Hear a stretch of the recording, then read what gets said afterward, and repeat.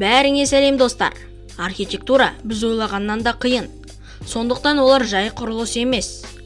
Оларды шығарған адамдар сол істермен мақтанады. Кейде ол мемлекеттің де мақтанарлық нәрсесі болуы мүмкін. Біздің планетамызда керемет ғимараттар көп. Сіздер 600 метр ғимаратты биіктейсіздер. Сондықтан архитекторлар керемет мәлімет дайындап қойды. Ал қандай екенін қазір көретін боламыз. Ыңғайланып отырыңыздар. Болашақтағы және қазіргі бар үлкен ғимараттарды бүгінгі видеода көретін боларсыздар. Ал ендеше видеомызға кеттік. Әлемдік сауда орталығы 241 мың квадрат метр. Дәл осындай үлкен көлем елді таңғалдырмайды деп айта алмайсың. Олар адамдарды қалай қабылдайды екен? Егер ол адам биіктіктен қорқса, немесе ауырса, жұмысқа қалай қабылдайды, бәріне қызық болар. Бәрібір ештеңеден қорқпайтын адам болса да, бір ішінде қорқыныш болады.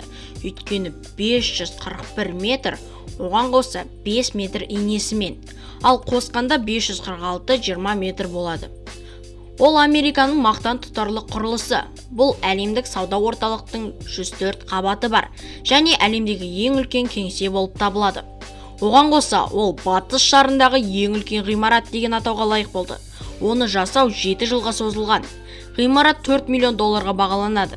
Егер де сіз осы ең үлкен ғимараттың біріне кіргіңіз келсе, мекен жайын бере аламыз. ақш, Манхэттен қаласы, Визи Стрит 72.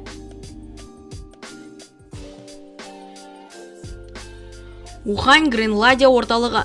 Егер де ең танымал және ең үлкен ғимараттар тізімін қарайтын болсаңыздар, бұл ғимарат ондан табылмайды. Біз сіздерді алдап тұрған жоқпыз. Видео басында біз сіздерге жасалып жатқан ғимараттарды да айтатын боламыз дегенбіз. Мәселе міне, Ухань қаласындағы Ухань орталығы дәл қазіргі уақытта енді салынып жатыр. Жұмыскерлер 1 жылдан кейін бітіп қалады дейді. Және бұл 600 метрлік ғимарат әлемдегі екінші ең үлкен ғимарат болуы мүмкін. Ухань орталығы жақында аспанмен таласқан 3 ғимараттың қатарына кіреді. Басында 402 метр болады деген, алайда жұмыс жасалып жатқанда проект өзгертілді. Ұзындығы рекордтық дәрежеге жетті. Жақында Ухань орталығы ашылады. Оның 125 қабатты қонақ үй, кеңсе, кабинеттері, тағы басқа заттары бар.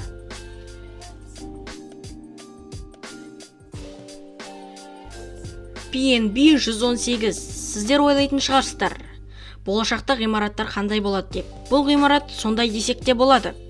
Бұл PNB ғимараты әлі салынып жатыр. 2021 жылдары аяқталып қалады деген ойдамыз. 644 метрлік жұмысты біткен соң ашылады. Бұлтпен таласқан ғимарат қазіргі уақытта Малайзияның көркі болып тұр. Ішінде кеңселер мен сауда орталықтары болады. Қазірге белгілі төбедегі 17 қабат қонақ үй болады екен. Ол жерден қандай таңғажайып көрінеді екен? Егер де сіз бір күн сол жерде болғыңыз келсе, комментарий бөліміне қалдырып кетіңіз.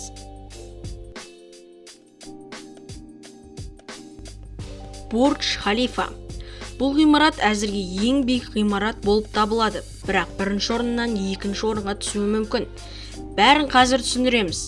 Бурдж Халифа ең таңғаларлық ғимарат. Оның ұзындығы 828 метр. Дубайда, Біріккен Араб Әмірлігінде орналасқан. Ғимаратта 163 қабат бар. Мұндай биік ғимаратқа аз қабат болды деп ойлап жатқан шығарсыздар. Және ол ойларыңыз дұрыс. Негізінде 180 метр шпилінде екен. Ол әлемдегі ең ұзын шпилі бар ғимарат. Оның ішінде не таба алмайсың? Кеңсе, обсерваториялар және даланы көретін бөлек алаң, және керемет мейрамханалар, спорт алаңдары, бассейндер бар. Астыңғы қабат қонақ үйлер, ал қалған 100 қабат үнді миллионері Бабагутта Рахтурам Шефтидікі. Джидда мұнарасы. Міне, бірінші орынға да келдік. Мұнда 2020 жылы ең биік ғимаратты көріп тұрсыздар. Шпилмен қосқанда 1007 метр екен. Әлі Бурдж Халифаға 200 метр бар. Бірақ олар әлі көп жұмыс істейді. Бірінші орында алу керек қой қанша дегенмен. Ішінде 160-170 этажға дейін қонақ үйлер, жылы бөлімшелер, кеңселер және сауда орталықтары бар. Ғимаратты Сауд Арабиясы салуда. Джиддан қаласынан 5 километр алыста. Әзірге оған барып көру қызық емес, ол жерде ештеңе жоқ. бірақ әдемі пейзаждарды, керемет құмның көріністерін көрсетеді. Алайда алдағы уақытта бәрі өзгереді. Өйткені Джидда мұнарасы болашақтың ең мықты әрі үлкен ғимараты десек те болады. Айтпақшы, оның биіктігі одан да көп болуы мүмкін. 1600 метр шамасында.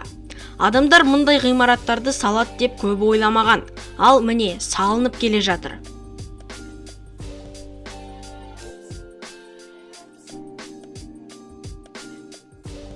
Бүгінге осы достар. Видео ұнаса міндетті түрде лайк басып, арнаға тіркеліп және жанына шыққан қоңыраушаны басуды ұмытпаңыздар. Келесі кездескенше қош сау болыңыздар.